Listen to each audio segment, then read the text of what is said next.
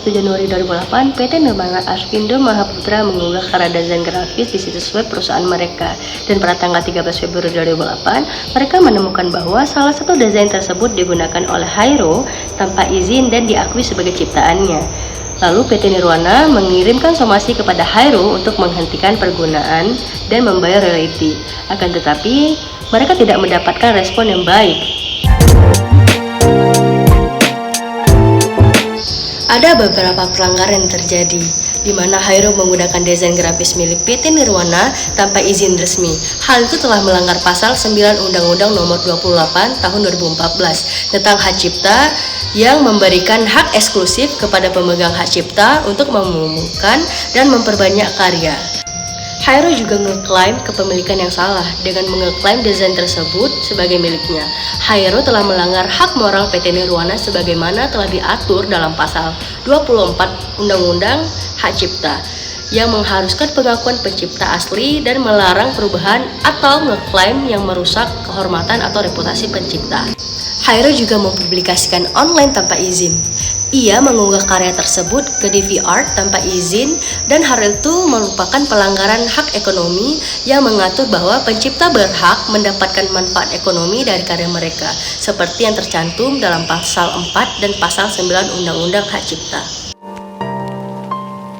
Upaya hukum yang dilakukan oleh PT Nirwana yaitu berupa somasi yang dikirimkan melalui email pada tanggal 14 Februari 2008. Ia meminta Hairo untuk menghentikan penggunaan desain dan membayar royalti sebesar $150. Hairo juga menjawab dengan menyatakan bahwa desain tersebut digunakan untuk kepentingan pribadi dan bukan untuk tujuan komersial. Ia juga meminta waktu hingga 1 Maret 2008 untuk menghapusnya. Namun, sampai 2 Maret 2008, desain tersebut masih digunakan. Sehingga PT Nirwana mengirimkan somasi kedua tanpa mendapatkan balas apapun atau tanggapan lebih lanjut dari pihak Hairo.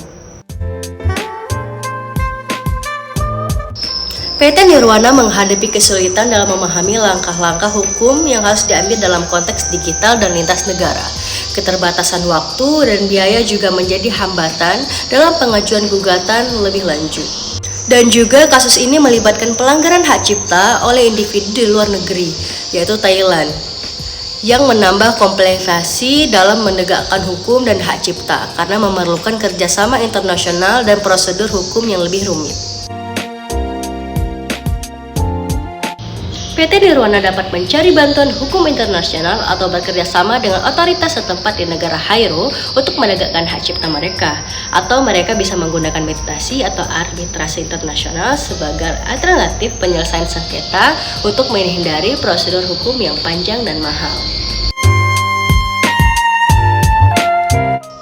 Kesimpulan kasus antara Hairo dan PT Nirwana Arvindo Mahaputra menyoroti pentingnya perlindungan dan penegakan hak cipta di era digital, serta diperlukan upaya hukum yang tepat dan kerjasama internasional untuk menyelesaikan pelanggaran semacam ini.